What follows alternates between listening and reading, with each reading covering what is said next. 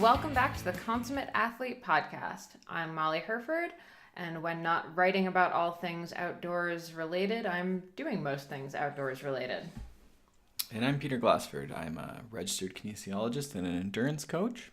I think that's the shortest little intro I've done for myself in a while. I was going to say, but I often interrupt my intro, so I tried to keep it tight on this one, and we're through that. So. All right, go team. Where have you been in the last week, my wife? Where have you been?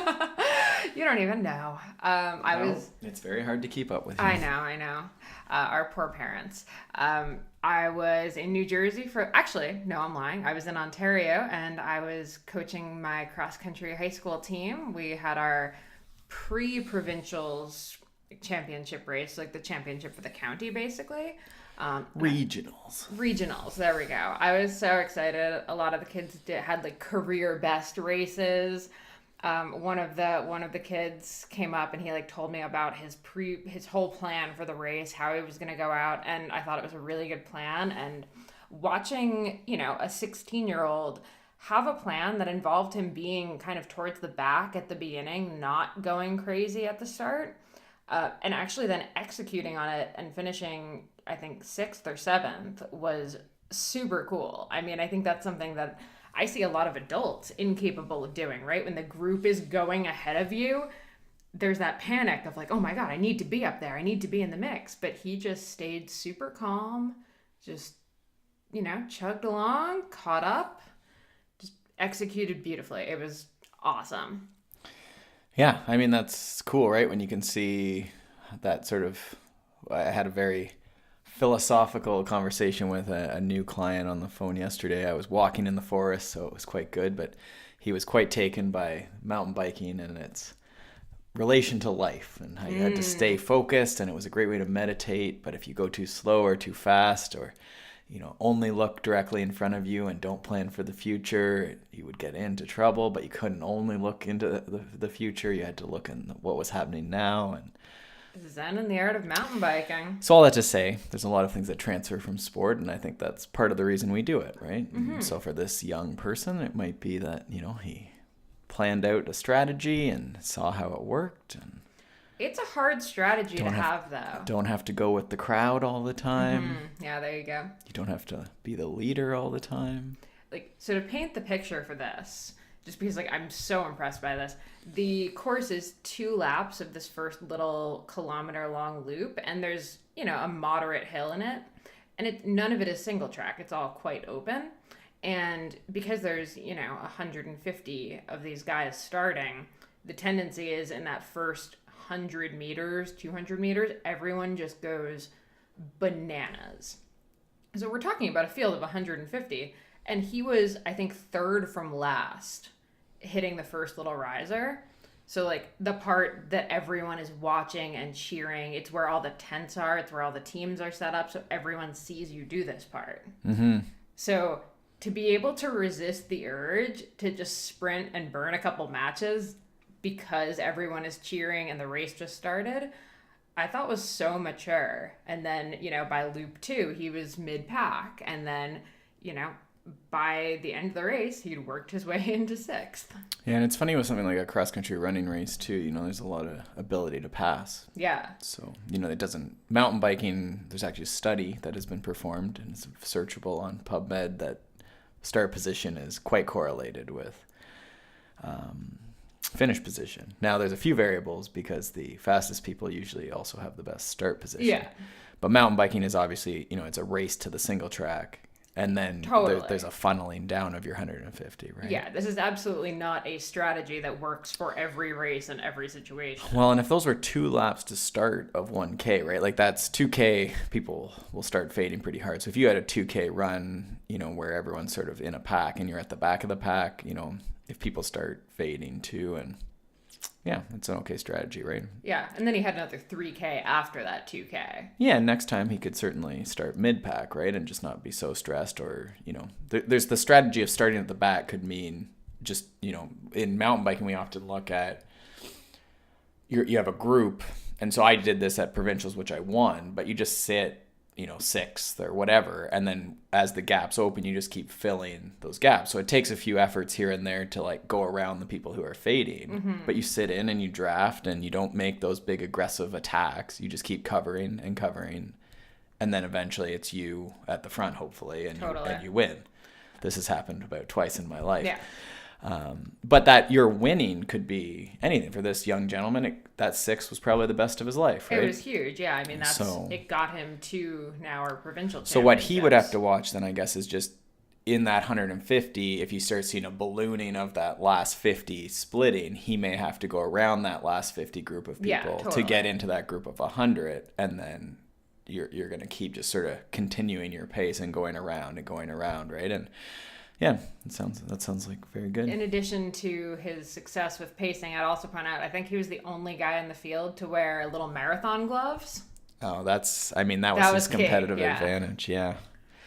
Yeah. I was super impressed. Shorts, like singlet, marathon gloves. I was like, this kid is going to do amazing. And he did. Yeah. No, those are important things to have. Those they're essentially just one size fits all gloves. Yeah. Let me tell you, and I'm working on an article about this, though. I was eavesdropping a little bit on a conversation as some kids were watching one of the races, and I'm very worried about the state of sports nutrition amongst the youth. There was one kid who had 3 hours till his race who was, like, sucking down a gel.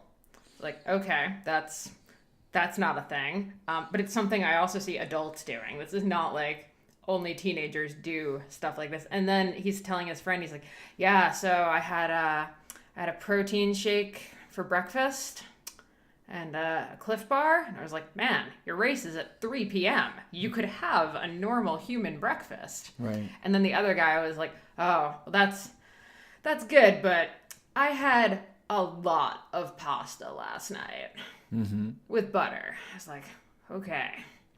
So we still have some nutrition misinformation that's out to the youths. I remember we had all sorts. So we used to have like only pasta, and we bought this like Carbo Boom so we could have extra carbohydrate on top. So we were like drinking these it basically was like weight gainer powder. And I remember us drinking that like the day before with tons of pasta, and then probably like Vector cereal as well. Like, I think young people can absorb a fair bit. I know, but when your race is 5K, have a breakfast. Yeah, they probably don't need a ton, but they gotta eat something. At least they're eating something, I guess. Well, I think it's just interesting, though. Like, they were saying this in this certainty that they were doing the right thing for sports nutrition. Such as youth, I guess. I know. But same with adults, though, right? Like, and I'll say my nutrition stuff has changed over the last 10 years. Stuff that I believed 10 years ago is, proven to be incorrect now. So it does change. Yeah, but... and I guess ultimately, if they don't vomit, like I always say, did you win or did you vomit? And then there's some place in between there, so just sort of undulate, right? So yeah. If you're winning, you can do whatever you want. Yeah. If you're and winning again is we're gonna get into this, but it's your version of winning. So if you're getting the results you want, then it's probably not something to look at. Sure. But if you're having severe GI distress and or vomiting at the extreme level, fair enough. Then there's you probably don't want to have a gel on empty stomach while you're not moving. But yeah, maybe that person digests that stuff really well. Absolutely, he was wearing a cape, so. By the way, I love high school cross country. I'm so bitter that I didn't do it. It seems really awesome. The people seem amazing. So that is my cross country thing. Then I headed back to New Jersey. I was in Vermont this weekend at Rasputitsa's Bittersweet Women's event. Gave my TED talk on athlete identity in a very chilly theater with a bunch of other amazing women. Got to hang out with Georgia Gould and Leah Davison. Had a super awesome time. Had a freezing cold gravel ride. Wore every layer that I owned and was still very chilly, but had an absolute blast. So yeah, really good event. And then I hit 3 snowstorms coming home. So I am disliking this time of year a lot. Very good. Yeah, that's an exciting week. Yeah. How about you? Where were you? We were in Moab, which was good. We did a bit of mountain biking, sort of a retirement party for a good friend and longtime supporter as well. So that was good. And he had always wanted to go back to Moab. So we went and rode, and he really enjoyed it his time. He's still down there. So hope that's continuing for him. And then I rushed back, and one of my longtime best friends is getting married. So we did a bachelor's party is what you call it. It was more of a cottage weekend where we drank coffee and a couple adult beverages, but mostly it was coffee. And yeah, but it was a lot of good people that, brought together, which doesn't happen a lot in adult life. Mm-hmm. They have a bunch of really, really good friends together. So yeah, quite relaxing. And then we had snow at Ontario Cottage, so lake house. I feel like you had like the really nice version of the snow, and then I had like the garbage version of the snow. Yeah, it was quite nice. And I'm the person that always wakes up early and does stuff. So I was up early and sort of had that like misting over the water dock with snow, and the snow had covered all the branches of the trees. So it was quite lovely. At the same time, I was waking up in our van, having slept in a rest area. You had those mid 10-hour drive. Frozen windows and so forth. Frozen windows, frozen nose, frozen toes. It's great. Right. Well, let's get into it. So we have a couple more questions this week. Thank you for your submissions on that. By all means, there's a contact form at consummateathlete.com if you ever have a question, or you can sort of message or DM or whatever people do on social media. You can send those to Molly. Not you. Yeah. And Peter's on a social media fast right now. Well, I've grayscaled my phone and locked it down with the new operating system. So I have a very high-tech phone that's basically useless at the moment, and I can't figure out how to get it off of grayscale, so it's a pretty good solution. Great. Yep. Instagram is quite... I'm really nervous about any photos you post of me going forward. It's just so boring in black and white, so you're just like, I don't need this. So anyhow, search grayscale on your phone if you want to lock it down. It's pretty sweet. If you'd have any important function you have to do in your life, though, that involves color, I would advise against that, because it confuses you on what is good and bad if you have things you have to do. All that to say, one of the questions today, which one are we starting with? The why. So we have, and I have a few clients in this boat, I guess, there's this transition in life where you're, elite at something or aspiring to be elite or pro, world championships and stuff. That point B, that end point goal is fairly obvious. And at some point you're off that curve and it becomes apparent that you're not going to be the world champion or go to the Olympics, right? And we have to deal with this at some point. And whether that's because of like an actual, like, okay, you're just not racing at that level, or just life starts taking over, right? You're done with university, you get your first, real job, you have kids, you're in a relationship where that just doesn't make sense anymore. Like, there's tons of reasons for dropping off of the, like, top 5 in the country kind of scale. Yeah, and I use the phrase, like, the curve a lot. In high-performance sports, there's usually some sort of curve, right? Like, you expect people will win junior world championships and then move forward, right? So at some point you're off that curve. What I'm saying is, like, if you start late, you're not on the curve. We have examples of people that have, at the age of 20 or 25 or 30, they've come from maybe another sport, or just they're phenoms and they've come into the sport, they've worked really hard, and they've gotten back onto the curve. They've won something, they won world championships at the age of 30, and they had never done anything. They came in nowhere. Those are, outliers. Malcolm Gladwell book, you can read about this.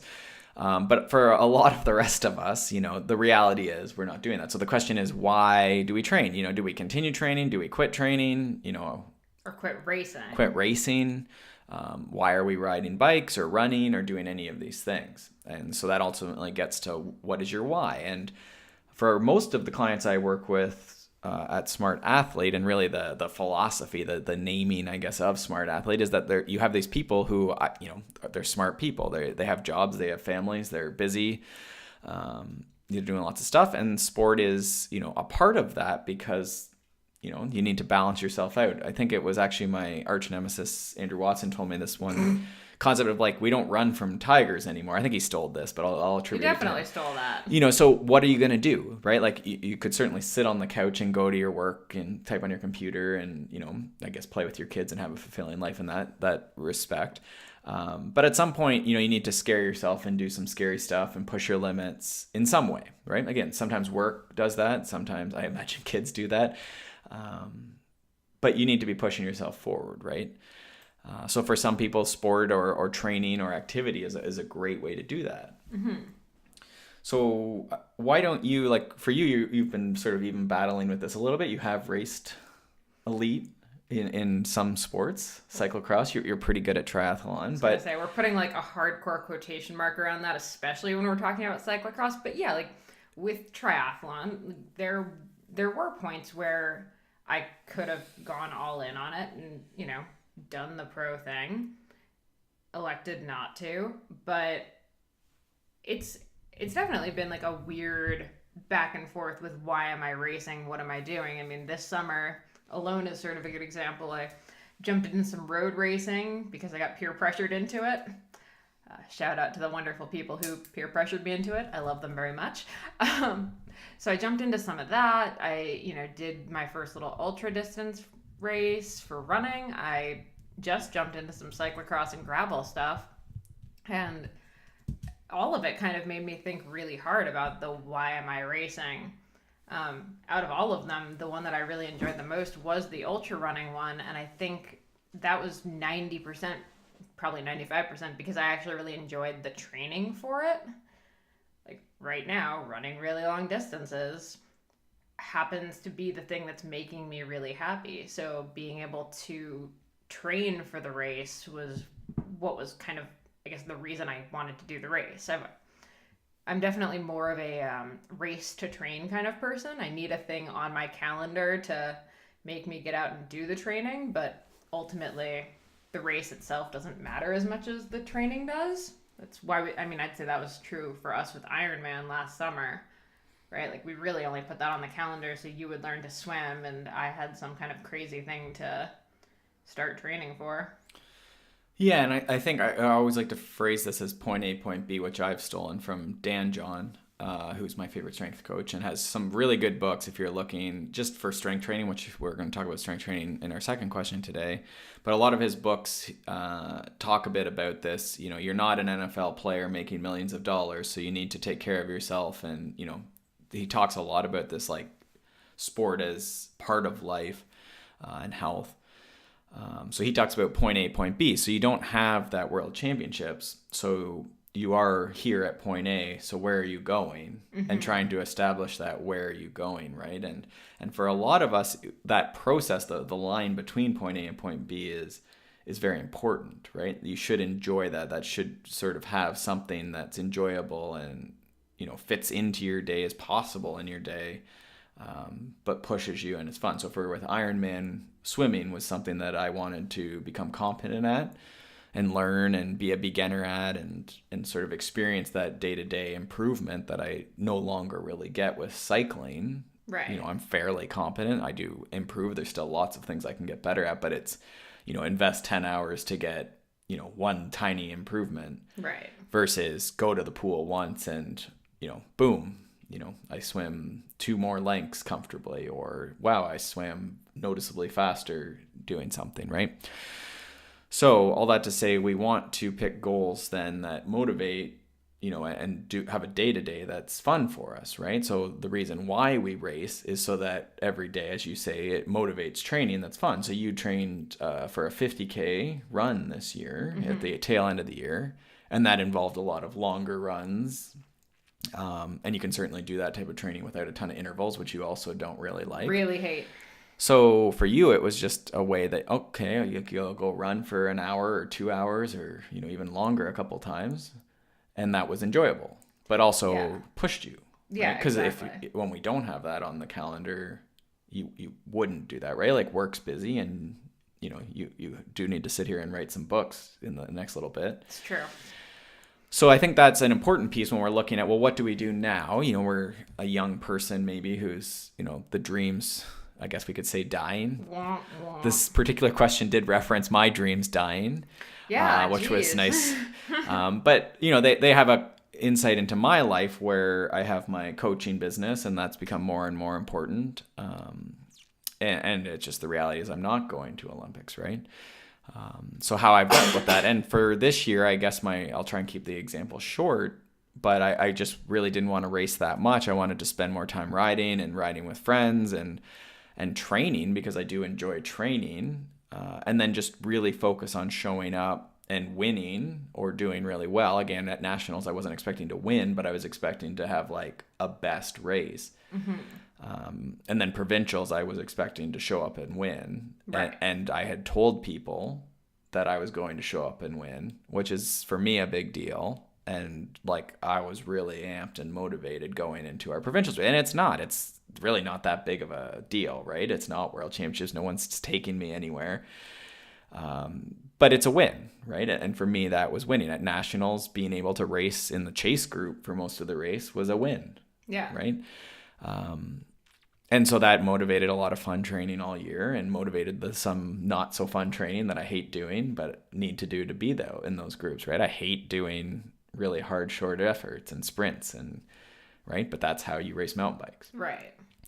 So all that to say, winning just is in quotation marks, and you have to decide what winning is for you. Yeah, absolutely. And I think picking a type of racing that goes along with the training that you like to do. So, what I learned this summer is, road racing isn't really for me, because I don't really like the training that goes along with it. And since I'm not really racing that much, or my expectations around my racing are pretty low, like I was not road racing thinking like, oh, I'm going to win this race, or like, oh, I want to see if I can get on like a bigger and better team and go over and race in Europe. Like, I have zero inclination to do that. And I had zero inclination to want to do really hard intervals on my road bike. That just wasn't really a thing that was like lighting me up. Yeah, and I see a lot of you just tried a gravel race. Did you find gravel racing? No, not as much. You weren't as much into that. Well, gravel racing is a very tricky beast, because like as a woman especially, like you end up in very odd packs of dudes. So it's an interesting thing.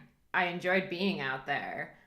I think I would enjoy it more had I been a little bit more prepared for it. Like, bearing in mind, I signed up for that pretty much like the week before. So I'm gonna hold off my judgment of gravel racing, just because I had not really prepped for the fact that there was going to be a ton of elevation. It was like the longest ride I'd done in 8 months. You often have trouble with your cycling training.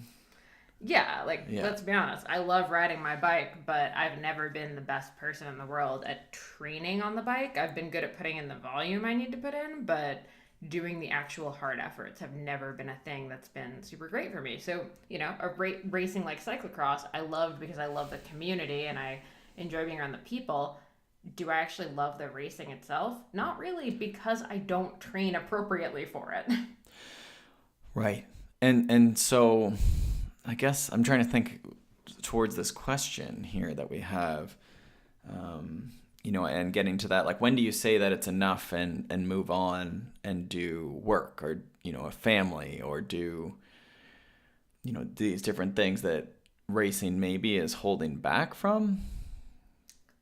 I think it's when it's not fun anymore. I think, this question also kind of referred to competition being almost like a drug, like you're almost addicted to the competition.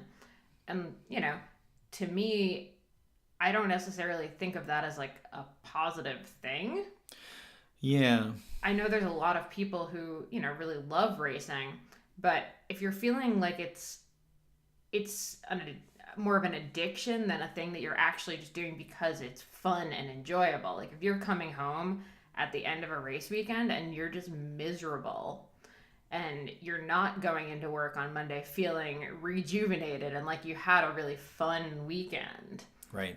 To me, that's, you need to take a break from racing and see sort of what happens when you just go out on, a fun bike ride on the weekend where you're just playing.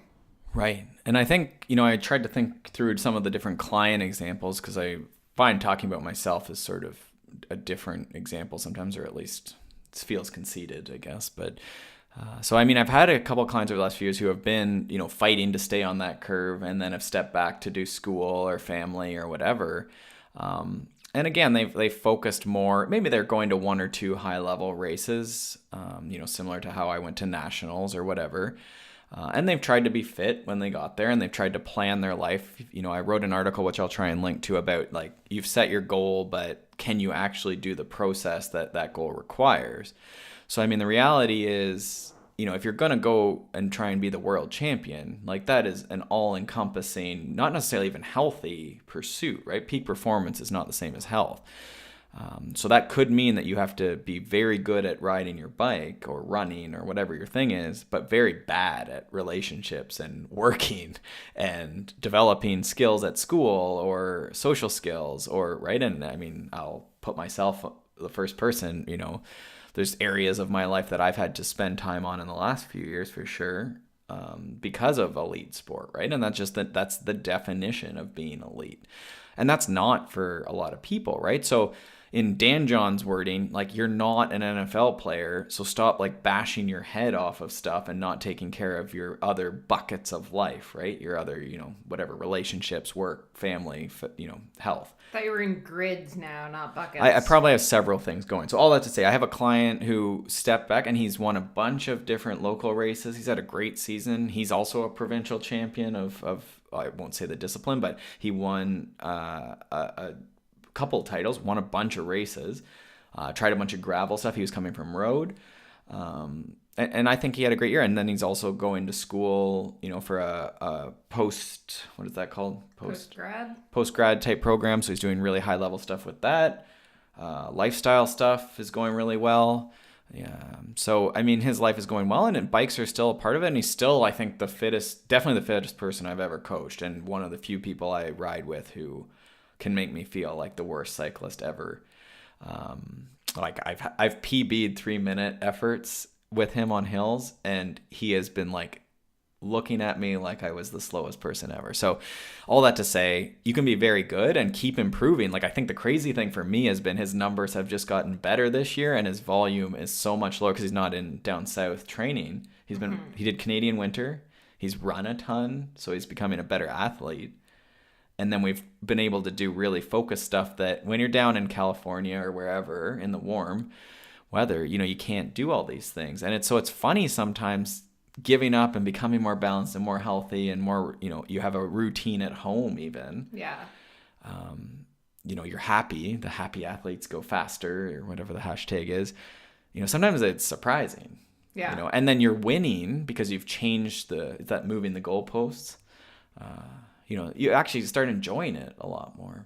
Mm-hmm. So that's maybe one example. It was a pretty vague example, but that was an example, right? Where, you can do all this other stuff. So if you're holding off, maybe on having kids or something like that because of sport, like, there's lots of people that have kids and still race and still do amazing things.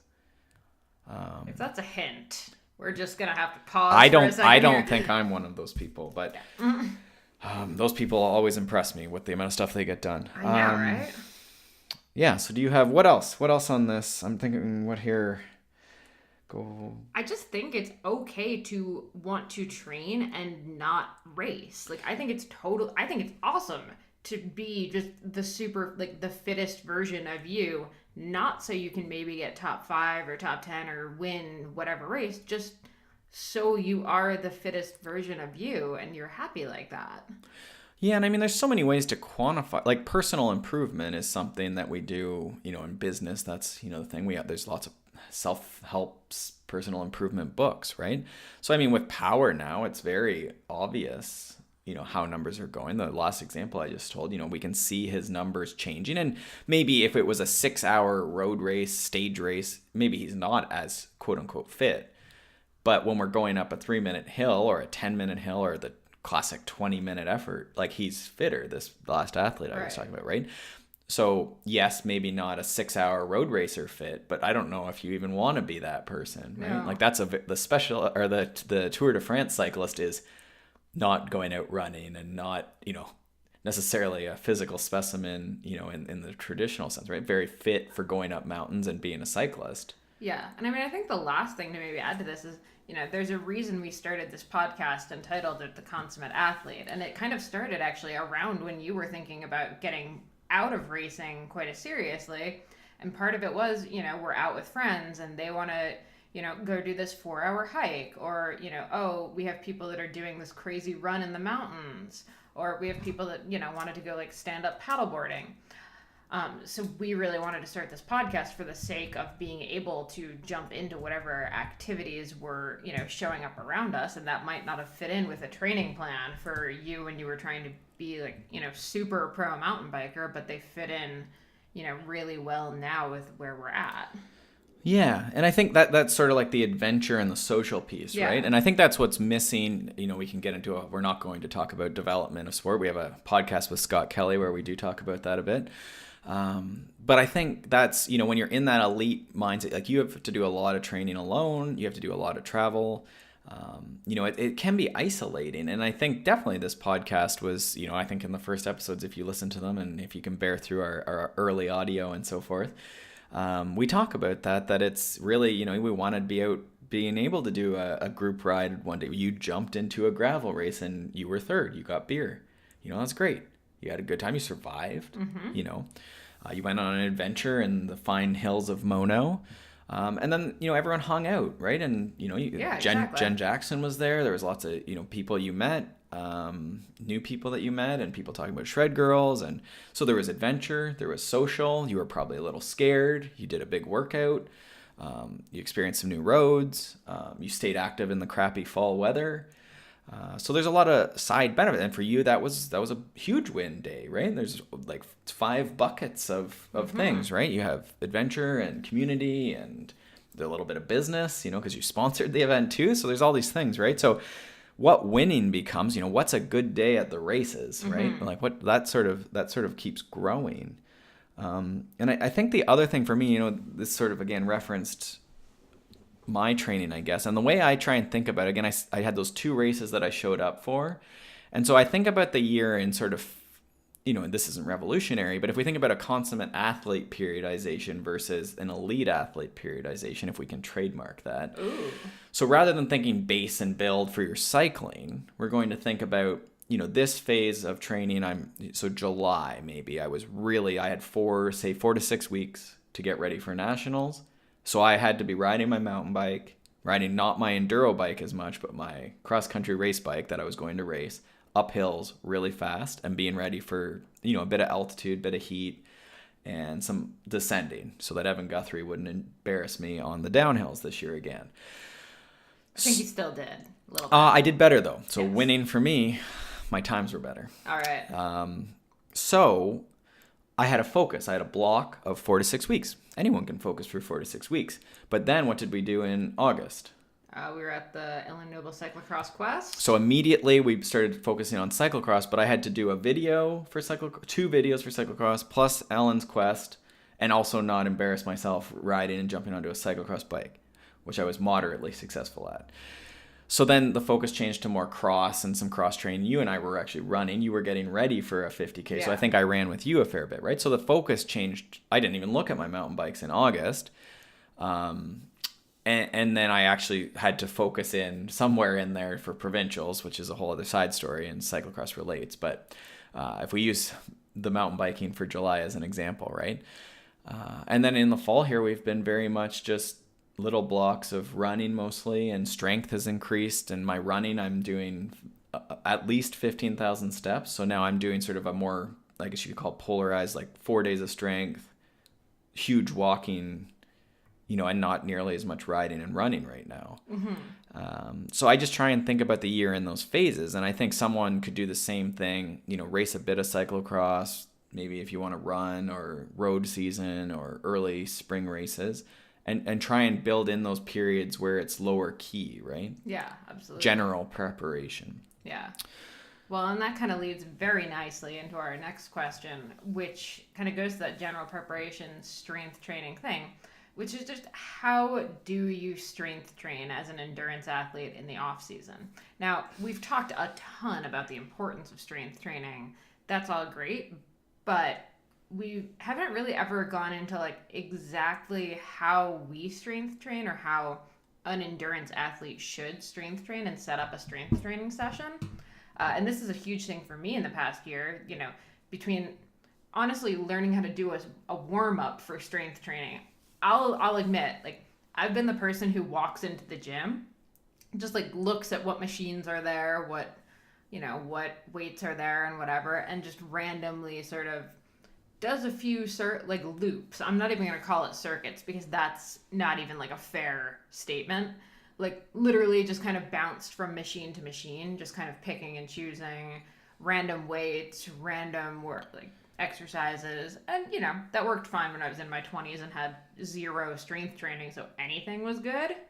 But obviously, as I get older and want to focus in and have a better strength training program, things like warming up well, actually having circuits, potentially writing down what weights I'm doing has become much more important. So, Yeah. And so Dan John, I will say again, so the book is Easy Strength. And if you're not amped and have like some sort of plan to use from that, I would get that book.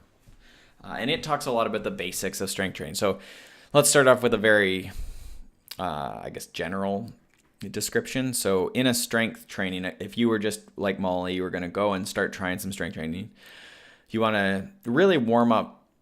You can do whatever. I always have people do some sort of cardio just to sort of, mostly to get them to empty their head from whatever they were just doing. I'll usually watch them do it and just see, are they moving slow or fast, but just get the blood moving a little bit. I'm going to say, especially in the winter, this is important when everyone's just very like actually cold. Yeah. We're literally warming So if up you muscles. row for a couple minutes or something, that's going to be more full body. Usually we'll use the rowers or something like that. People run outside in the summer, but again, it's warmer, so it's not really as big a deal. But just very, very gentle. And again, being careful if you have any issues.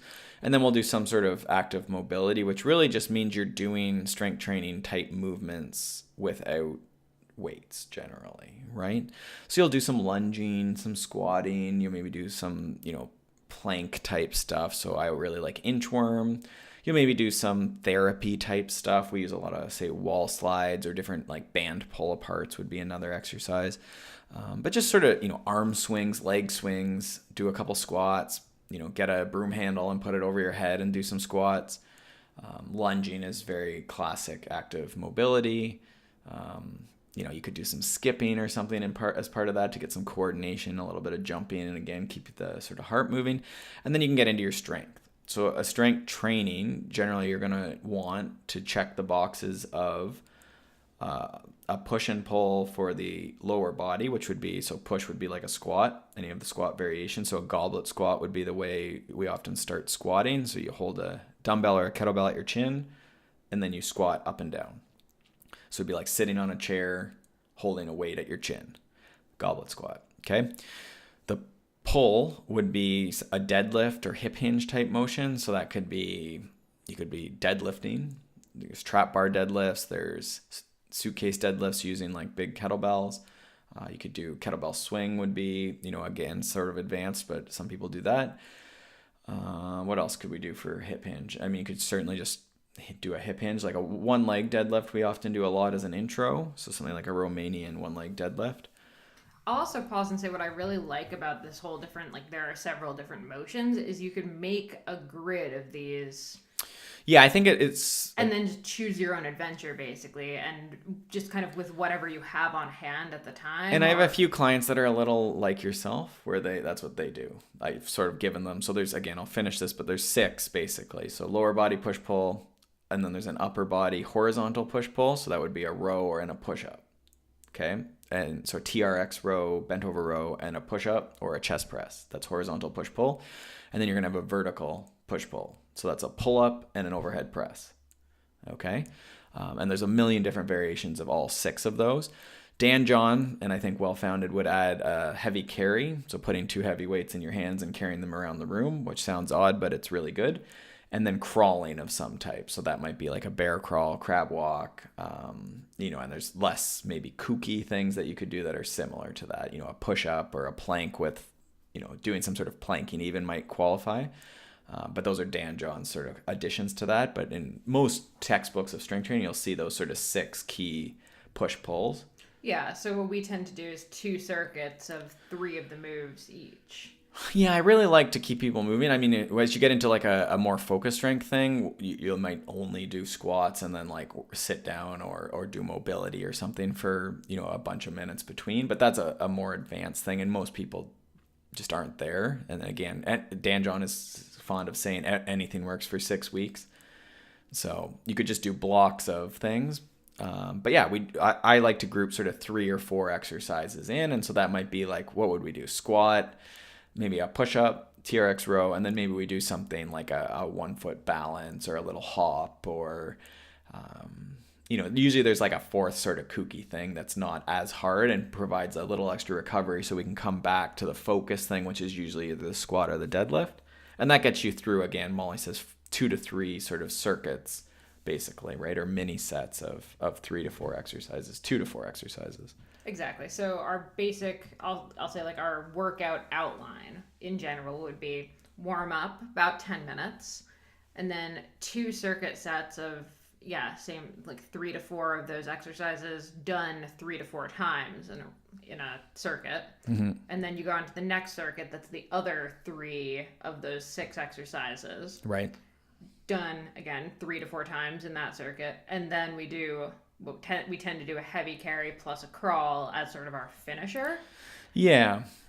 And that, again, depending on the time of year or the workout or what else we have on in the day, if, it's sort of like it is now and we're sort of just trying to stay active between work and the weather, it might be more, I guess, metabolic. So we might get breathing harder. Whereas during cycling season, neither of us needs more quote unquote cardio, right? So we're not going to go crazy with how fast and how vigorous that is, but we still will pick up something really heavy and walk around with it, working on grip strength and sort of total body strength. And we'll still get down and probably crawl, maybe pull a sandbag while we're crawling or something. I hate that. But we'll just sort of grind through it, right? So we'll spend, a lot of times I'll just be like 5 minutes and we're just going to keep rolling through, right? So I'm trying to think what we did the other day. We had the same deadlift, we had a trap bar loaded up. Same weight for both of us because you're very strong. Hooray! And so I would carry it to one end of the room, right? And then you, I think you were bear crawling or crab walking. I don't remember what we were doing, but we were crawling. So the other person had to crawl sort of beside the person carrying the heavy weight, and then we would switch. And then so Molly would carry the heavy weight back across the room, and then I'd have to crawl. So it was sort of like a fun, they call that a couples workout. But, that adds a little bit of fun, right? And that's always the thing is people want this like entertainment during strength, because if I just said you need to squat and push and pull, it sounds boring, right? Boring works, but not everyone will show up every week if you keep it boring. Yeah, I think I'm actually a really big fan of the like strength training buddy. As long as you can be like cool about the weights you use. I admit I'm kind of a jerk. Yeah, definitely. If Peter can do something, I immediately want to lift it, bench it, deadlift it, whatever. So I need to constantly kind of remind myself it's okay if I'm not lifting the same weight. But that's definitely my huge detriment. So I'll say like my warning to people is strength training with a buddy makes it a lot more fun, but it's also really easy to fall into a really negative competition that's just going to end with you pulling something in your back. Well, and the reason I recommend, like, any of Dan John's books are amazing and will get you amped to strength train. But Easy Strength is a really neat. We did this one year, one of my friends and I, when we were down in California in training, we'd go to the gym, not every day, but Easy Strength is basically this concept that you go do essentially the routines we're talking about. Maybe you pick like a focus for each session, I think is how Easy Strength works. So it might be a little abridged. So it might be like a 20 or 30 minute workout, but you're basically doing something most days. So one day you might focus and do, the mini set we were talking about for squats and pushes. And then the next day you might come back and do a mini set for the pulls. Mm-hmm. But it's called Easy Strength because you're not really pushing that hard, but mm-hmm. every week or every session even, you're bumping it up. So for a lot of people who are newer to strength especially, this works so well and is so safe. So a lot of years, that's how I'll do my first 6 weeks of strength training is I'll just start super light. So yesterday I did 5x5 front squat at 65 pounds. And for me, moving quickly and smoothly is pretty tough. So that's what I'll also try and do in this early phase is just get smooth and work at any kinks from mountain biking too much over the summer. and just try and really get smooth. So this week 65, next session might be even like a very small increment, but call it 5 pounds more. So next week will be 70, right? And it sounds like, oh geez, that's really light, but come back in 6 weeks or 12 weeks, right? And that gets, now we're up over my body weight on a front squat, right? And most people can't even hold a bar front squat, right? Because of the shoulder mobility and the core required to hold that upright. Mm-hmm. So starting slow and coming in next time that's really your mission with strength training. Yeah. I think my other pitch is just body weight training. Like people tend to kind of just assume that it's not really as hardcore, but you can do so much with body weight. We actually have a couple of videos for different routines that you can do. We call it Anywhere Strength. And this is great if you don't have access to a gym all the time, if you travel a bunch, if you're just kind of stuck at home more and you can't necessarily get out and spend that time going to the gym. You can do so much with body weight. Like I did that yesterday and I'm sore today. Like as sore as I would be if we'd gone to the gym. Yeah, and I would say, part of the strength training conversation is it would be good if you could maintain that year round. Like the evidence, even for like peak performance, is quite good for endurance sports, not especially, but as well. Like you would maybe not think that, and a lot of times people are like, oh, stop strength training before your big event. The evidence doesn't necessarily show that. Like there's actually really good evidence for maintaining the intensity, like the weight of the strength training, and just dropping the volume in season, in competition phase. So it would be good if you could continue that. Now, keeping summer sports athletes indoors is very hard in the summer, and we all only have so much time. So I've had pretty good success keeping people going with this 10 minutes in the morning, 10 minutes while your coffee's cooking, 10 minutes while you're cooking dinner, 10 minutes before bed, wherever it fits, 10 minutes as a cool down from riding or a warm up for riding, right? And so as Molly says, the Anywhere Core thing we'll link to. You can search that on YouTube as well. And then Molly has your yoga too. I know a few clients have used that as their main focus, and ultimately it's movement, right? In your yoga thing, there's planking, there's probably some lunging, just by nature of doing yoga. And for a lot of people, yoga actually probably is the better way to go after some of this movement training because they're so high intensity in everything they do, right? I'll tell you too, so I teach teen yoga over at Active Life on Mondays, and we were just joking about it yesterday, but holding your arms just out for Warrior 2 is a really hard thing for a lot of people to do. It's actually hard to keep your arms straight out to your sides for any length of time. We have to keep swooping our arms in for some of the girls. Yeah, it's funny. I always think of my grade 4 teacher. We had to go for gym class back when there was gym class at school. There's not gym class at school? Nah, they cut that stuff all back. Like there's some limited thing, but that's always the big complaint is that they've limited physical activity for kids at school, which is unfortunate. But she used to always have us do these like arm circles. So if you like put your arms out like you're the letter T at the side of your body, right? And she would make us like make the tiniest circles with our palms up and then our palms down. And I just remember being like crushed.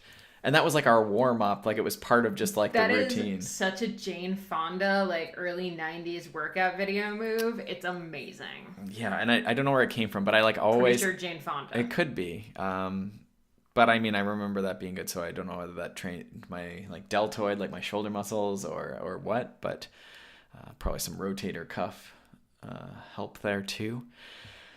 But anyhow, all that to say, yes, finding those little things that are going to be helpful. And I always say half the battle here is you're gonna have kids jumping on you, or you're gonna have to pick up those groceries, or you're going to have to carry a suitcase through the airport, or you're gonna fall off your bike or off the trail when you're running, and your arm's gonna go over your head violently. And if you never put your arms over your head at all, whether it's for Jane Fonda moves or not, you're gonna have like a rotator cuff, collarbone, some sort of injury, low back strain from the kid jumping on you, right? And that's why you're doing all this ultimately. It's not to increase power or how fast you run or any of this stuff. That happens though. Just in case you're the kind of person that's like, kids jump on me all the time and I'm fine. Yeah. You will also see benefits to your training.